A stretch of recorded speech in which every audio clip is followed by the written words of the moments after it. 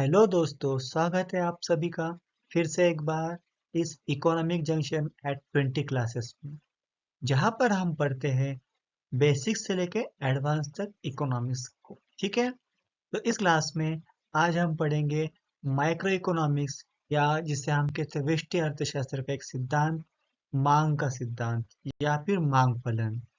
अर्थशास्त्र में किसी वस्तु की कीमत उस वस्तु की मांग और पूर्ति पर निर्भर करती है।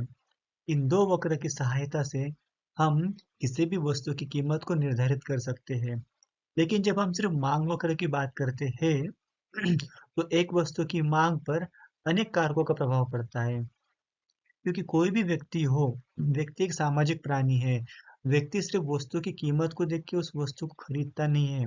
वस्तु को खरीदने में उस वस्तु की कीमत, एक व्यक्ति की आय, तो संबंधित वस्तु की कीमत, फैशन जैसे अनेक घटकों का परिणाम होता है। जब हम इन सभी घटकों को एक साथ एक फलन के रूप में लिखते हैं तो हम उसे इस प्रकार से प्रतिपादित कर सकते हैं। जहाँ पर आप देख सकते हो दोस्तों, dx क्या है? डिमांड फॉर x, x वस्तु की मांग है।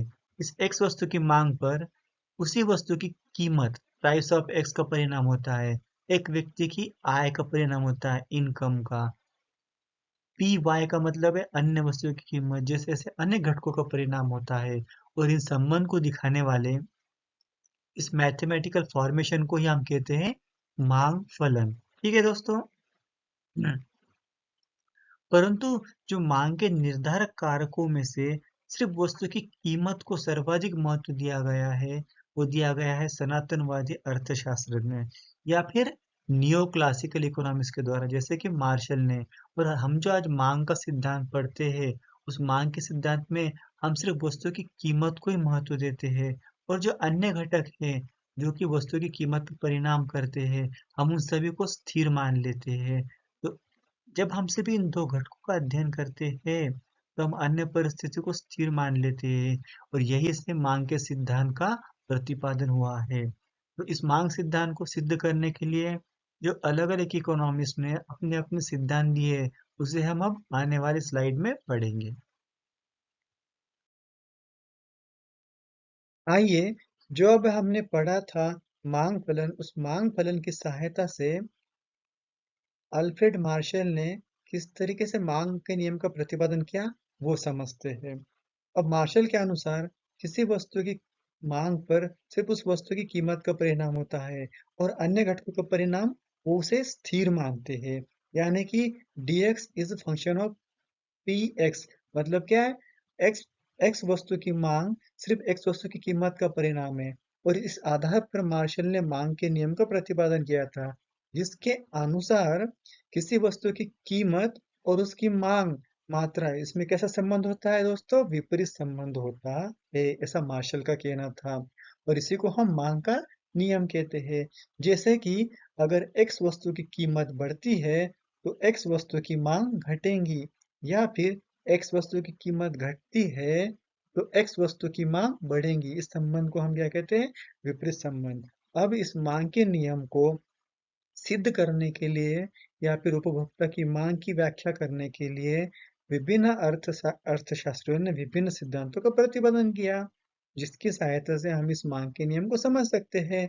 तो इसमें मांग के नियम का सबसे पुराना सिद्धांत अगर कोई है तो उसे हम कहते हैं गणनावाचक दृष्टिकोण विश्लेषण। इसे ही इंग्लिश में कहा जाता है कार्डिनल यूटिलिटी थ्योरी। इस सिद्धांत का प्रतिपादन अल्फ्रेड मार्शल ने किया था, और इसे मांग के सिद्धांत का सबसे पुराना तरीका कहा जाता है। पुराना क्यों कहा जाता है, क्या सिद्धांत है, ये मैं आपको अगले स्लाइड में पढ़ा दूंगा। ठीक है दोस्तों, तो आगे देखते हैं। आर्थिक सिद्धांत में हम जो तुष्टिकोण परिकल्पना पढ़ते हैं, इस तुष्टिकोण परिकल्पना का व्यष्टि अर्थशास्त्र में दो जगहों पर यूज करा जाता है। एक तो इसका यूज करा जाता है मांग सिद्धांत का प्रतिपादन करने के लिए, और दूसरा कल्याणकारी अर्थशास्त्र में विभिन्न सिद्धांत जो है वो समझने के लिए। तो जब हम कल्याणकारी अर्थशास्त्र पढ़ेंगे, उसमें हम जितने भी क्लासिकल और न्यू क्लासिकल थ्योरी पढ़ेंगे, उन सभी थ्योरी को स्पष्ट करने के लिए उन इकोनॉमिस्ट ने दृष्टिकोण या यूटिलिटी की हेल्प ली। हम उसी की सहायता से पढ़ेंगे। तो इसलिए दृष्टिकोण पढ़ना बहुत जरूरी है। इसका व्यष्टि अर्थशास्त्र में बहुत ज्यादा इम्पोर्टेंस है। तो आइए अब हम समझते हैं तुष्टिगुण होता क्या है। तो तुष्टिगुण की अगर हम व्याख्या करते हैं तो इस तरीके से कह सकते हैं कि किसी वस्तु या सेवा में मानवीय आवश्यकता पूरी करने की जो क्षमता होती है, उस क्षमता को हम क्या कहते हैं? तुष्टिगुण, या इंग्लिश में यूटिलिटी। जैसे कि अगर मैं इसका एग्जांपल दूं, तो मान लो हमें बहुत भूख लगी है। अगर हमारे हमें भूख लगी है और हम कोई आइसक्रीम खाते हैं, उस आइसक्रीम से अगर हमारी भूख कम होती है या मिटती है, तो हम कहेंगे कि आइसक्रीम में दृष्टिगुण है, या फिर आइसक्रीम में मेरे व्यक्ति की भूख की आवश्यकता पूरी करने की क्षमता है। तो इस तरीके से हम तुष्टिगुण को समझ सकते हैं। आइए अब हम समझते हैं गणनावाचक तुष्टिगुण सिद्धांत, जिसकी सहायता से हम मांग सिद्धांत का प्रतिपादन करने वाले हैं। इस सिद्धांत को अल्फ्रेड मार्शल के द्वारा दिया गया था। इसे सबसे पुराना तरीका माना जाता है। लेकिन अल्फ्रेड मार्शल ने सिद्धांत की रचना जो की है, कुछ मान्यताओं के साथ की है।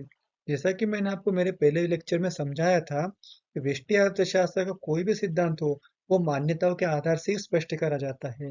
इसके पीछे रीजन ये है कि अर्थशास्त्र एक सामाजिक विज्ञान है और व्यक्ति उसका अध्ययन बिंदु है। लेकिन व्यक्ति का व्यवहार कभी स्थिर नहीं होता है। तो यही वजह है कि अर्थशास्त्र के सिद्धांत को लिखने में व्यष्टि अर्थशास्त्र में इकोनॉमिक्स ने कुछ मान्यताएं ली है। सबसे पहले हम मान्यता देखते हैं। उनके अनुसार तुष्टिगुण क्या है? तुष्टिगुण एक गणनावाचक धारणा है। इसका मतलब क्या? किसी वस्तु से प्राप्त होने वाली तुष्टिगुण या यूटिलिटी को हम संख्या में या परिमाणात्मक माप में माप सकते हैं। यानी कि हम कह सकते हैं किसी वस्तु को खाने से या उसका सेवन करने से हमें एक, दो, तीन या चार या 10 या फिर 15 इस प्रकार से तुष्टिगुण या यूटिलिटी प्राप्त हुई है। तो हम देखो, जिन भी वस्तु का सेवन करेंगे उन सभी वस्तु से प्राप्त होने वाले तुष्टिगुण को हम संख्याओं में माप सकते हैं। ऐसी पहली मान्यता इस सिद्धांत की अल्फ्रेड मार्शल के द्वारा ली गई है। ठीक है। अब यहाँ पे हम एक चीज समझना चाहिए।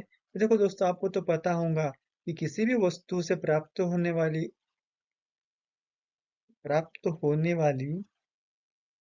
जो सेटिस्फेक्शन होता है, उसे हम किसी न किसी माप में नापते हैं। जैसे कि मान लो कोई वस्तु हो, वस्तु को हम किलोग्राम में नापते हैं, तेल को हम लीटर में नापते हैं, कपड़ा को हम मीटर में मापते हैं। उसी तरह किसी वस्तु से प्राप्त होने वाली तुष्टिगुण या यूटिलिटी को मापने के लिए इकोनॉमिक्स ने जिस धारणा का प्रयोग करा है, उसे हम यूटिल्स कहते हैं। तो किसी भी वस्तु से प्राप्त होने वाले तुष्टिगुण को हम यूटिल्स में काउंट करेंगे। ठीक है। अब हम देखते हैं इसकी दूसरी मान्यता। तो सेकंड मान्यता क्या है? तुष्टिगुण के माप योग्य होने के दो अर्थ है। यानी कि किसी वस्तु से हमें जो तुष्टिगुण प्राप्त हो रहा है, उसे हम दो अर्थों में माप सकते हैं।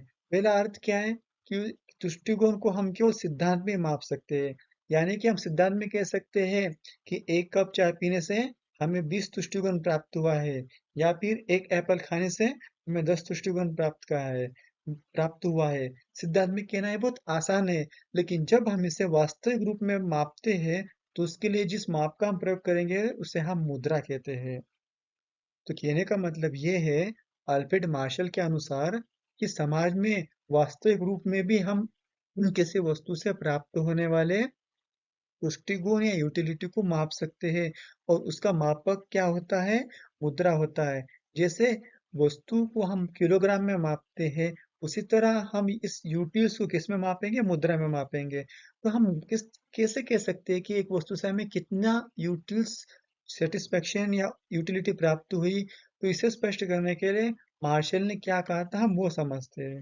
देखो दोस्तों, यहाँ पर मैंने लिखा है, मार्शल के अनुसार किसी वस्तु के उपभोग से वंचित रहने के स्थान पर एक व्यक्ति उसकी एक इकाई प्राप्त करने के लिए जो मुद्रा देने को तैयार होता है, जितनी मुद्रा देने के वो तैयार होता है, उसी मुद्रा को हम क्या कहते हैं? प्राप्त तुष्टिगुण कहते हैं। यानी कि क्या? कोई व्यक्ति को मानो किसी चीज की जरूरत है, और उस चीज से उस व्यक्ति की आवश्यकता पूरी होने वाली है, तो उस चीज को खरीदने के लिए वो जितने भी पैसे देने के लिए तैयार है, उसी पैसे को हम क्या कहते हैं? उस वस्तु से प्राप्त तुष्टिगुण। आइए इसे मैं आपको एक उदाहरण की सहायता से समझाता हूँ।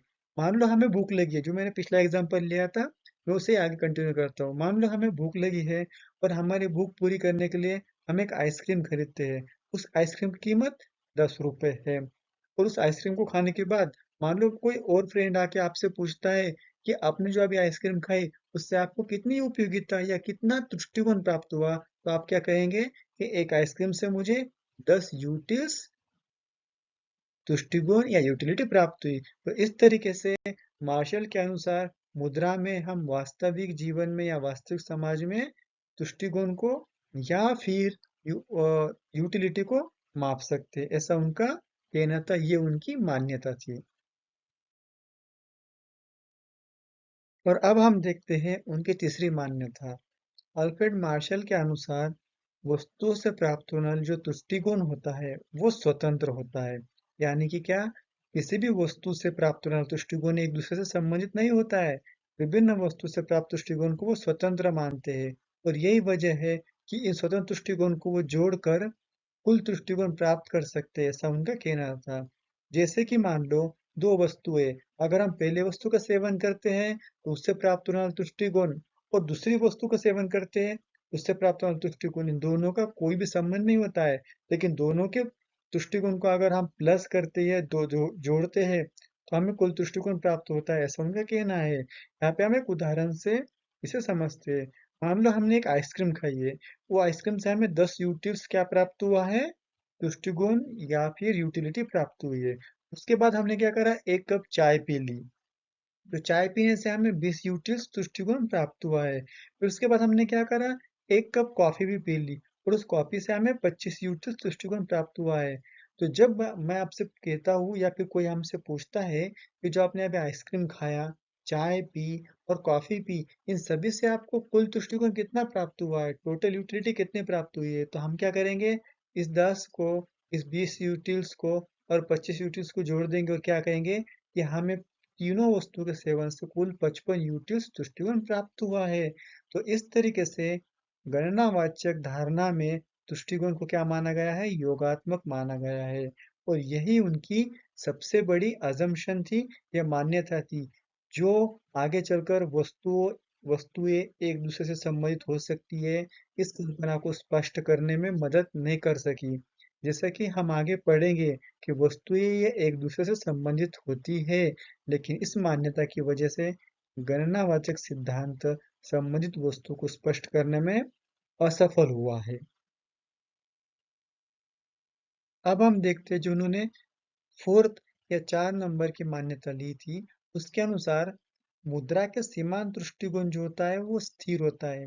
जैसा कि हमने अभी सेकंड मान्यता में देखा था कि उपयोग वस्तु से प्राप्त होने वाले तुष्टिकोण को नापने के लिए हमने मुद्रा इस एकक को लिया था, मनी को लिया था। लेकिन दोस्तों आप बताओ, मान लो आप शक्कर लेने जाते हो, तो शक्कर 1 किलोग्राम होती है और 1 किलोग्राम में 1000 ग्राम आता है। आप इस भारत के या दुनिया के किसी भी कोने में जाओ, वहां पर 1 किलो का मतलब हमेशा 1 किलोग्राम ही होता है, 1000 ग्राम ही होता है। तो मुद्रा जो हम एकक ले रहे हैं, जिसकी सहायता से हम वस्तु से प्राप्त होने वाले उपयोगिता को या फिर तुष्टिगुण को नापेंगे, तो मुद्रा के एकक को भी स्थिर रहना चाहिए। तो यही वजह थी कि मार्शल ने अपने सिद्धांत में जो बहुत महत्वपूर्ण मान्यता है वो लिए। उनके अनुसार इसी की सहायता से वस्तुओं के सीमांत तुष्टिगुण को नापा जाता है, और यहाँ पर मुद्रा का एकक स्थिर रहता है। अगर कीमत में परिवर्तन भी होता है, फिर भी उस परिवर्तन के बाद भी मुद्रा का सीमांत दृष्टिकोण स्थिर ही रहता है। यह मान्यता उन्होंने ली है। और इसी मान्यता की वजह से जो कीमत में परिवर्तन होता है, तो कीमत में परिवर्तन होने से एक व्यक्ति की आय या इनकम में जो परिवर्तन होता है, उसे स्पष्ट करने में यह सिद्धांत असफल रहा है।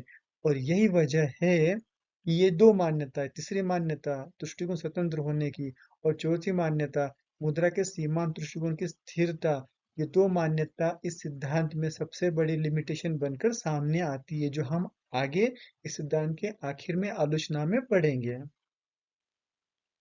और साथ ही साथ मुद्रा के सीमांत दृष्टिकोण की स्थिरता की मान्यता की वजह से ही मार्शल अपने सिद्धांत में गिफेन विरोधाभास को स्पष्ट नहीं कर पाए। गिफेन विरोधाभास क्या होता है, ये हम आलोचना में समझेंगे। आइए अब हम देखते हैं सिद्धांत की पांचवी मान्यता। तो अल्फ्रेड मार्शल के अनुसार गणनावाचक दृष्टिकोण सिद्धांत आत्मपरीक्षण पद्धति पर आधारित है। क्या होती है आत्मपरीक्षण पद्धति? तो मार्शल के अनुसार व्यक्ति अपने मन में झांक कर दूसरे व्यक्ति के मन में क्या चल रहा है, उस व्यक्ति के व्यवहार के बारे में क्या कर सकता है, जान सकता है या फिर उसके बारे में वो अजम्पशन कर सकता है, ऐसा उनका कहना था। यानी कि आत्मपरीक्षण पद्धति ऐसी है कि किसी सिचुएशन में हम किस तरीके से बिहेव करेंगे, वो अपने मन में झांक कर देखना, तो दूसरा व्यक्ति भी उसी तरीके से बिहेव करेगा। ये सोचना या ऐसा कहना, इस पद्धति को हम कहते हैं आत्म-परीक्षण पद्धति। और इसी पद्धति के आधार पर हम रासमान सीमांत तुष्टिगुण का नियम प्रतिपादित करेंगे। यानी कि रासमान सीमांत तुष्टिगुण का नियम इसी आत्म-परीक्षण पद्धति पर आधारित है। ठीक है दोस्तों, अब हम देखते हैं सिद्धांत की छठी मान्यता है। उनके अनुसार हम जिस उपभोक्ता का अध्ययन करते हैं, वो उपभोक्ता विवेकशील होता है, रैशनल होता है। तो विवेकशीलता मतलब क्या? एक ऐसा व्यक्ति, ऐसा उपभोक्ता जो अपने दृष्टिकोण को अधिकतम करने का प्रयास करता है। या फिर अगर हम अध्ययन कर रहे हैं किसी कंपनी के ओनर का, तो ऐसा व्यक्ति को भी हम विवेकशील कहेंगे जो अपने लाभ को अधिकतम करने का प्रयास करेगा। उस व्यक्ति को हम कहते हैं विवेकशील उपभोक्ता। तो गणनावाचक दृष्टिकोण सिद्धांत हमेशा विवेकशील उपभोक्ताओं का ये अध्ययन करता है। इस तरीके से इन विभिन्न मान्यताओं के आधार पर गणनावाचक दृष्टिकोण सिद्धांत की रचना की गई है और ये सब उसकी मान्यताएं थी। अब हम देखते हैं गणनावाचक दृष्टिकोण जो सिद्धांत है, ये सिद्धांत किस प्रकार का है या फिर इस सिद्धांत ने कैसे मांग के सिद्धांत का प्रतिपादन किया है। तो इस सिद्धांत को हम दो भागों में पढ़ेंगे दोस्तों। इसका जो पहला भाग है उसे हम कहते हैं रासमान सीमांत दृष्टिकोण का नियम, और इसे ही हम गॉसेन का पहला नियम कहते हैं। गॉसेन एक इकोनॉमिस्ट थे जिन्होंने सबसे पहले इस सिद्धांत के बारे में बात करी थी, लेकिन आगे मार्शल ने उस सिद्धांत को बहुत अच्छे तरीके से स्पष्ट करा। इसी वजह से इस सिद्धांत को हम गॉसेन का पहला नियम भी कहते हैं। और हमारा जो दूसरा सिद्धांत है, दूसरा भाग है, उसे हम कहते हैं सम सीमांत तुष्टिगुण का सिद्धांत, जिसे हम उपभोक्ता का संतुलन सिद्धांत भी कहते हैं। और इसे हम गॉसियन का सेकेंड लॉ कहते हैं, सेकेंड नियम कहते हैं। तो ये क्या होता है, किस तरीके से इस दो भागों में सिद्धांत की रचना करी गई है, ये मैं आपको आने वाले अगले लेक्चर में पढ़ाऊंगा, क्योंकि ऑलरेडी लेक्चर बहुत लेंदी हो चुका है। तो आज के लेक्चर में बस इतना ही। अगर आपको आज का गणनावाचक दृष्टिकोण सिद्धांत का ये लेक्चर पसंद आया, तो इस लेक्चर को जरूर लाइक करना। और जो भी फ्रेंड आपके एनटीए नेट या किसी भी स्टेट की सेट एग्जाम की प्रिपरेशन कर रहे हैं, उनको भी शेयर कीजिए। और अगर आपकी कोई राय हो तो आप मुझे कमेंट बॉक्स में दे सकते हैं। मैं आपकी इस राय का वेट करूंगा। अगर ये थ्योरी और आज के लेक्चर अच्छा लगा तो प्लीज़ लाइक करना। तब तक के लिए धन्यवाद। बहुत जल्दी मैं अगले लेक्चर के साथ और आने वाले अगले वीडियो में इन दोनों सिद्धांतों के साथ आपके सामने फिर से प्रेजेंट होऊंगा। तब तक धन्यवाद। Thank you. जय हिंद।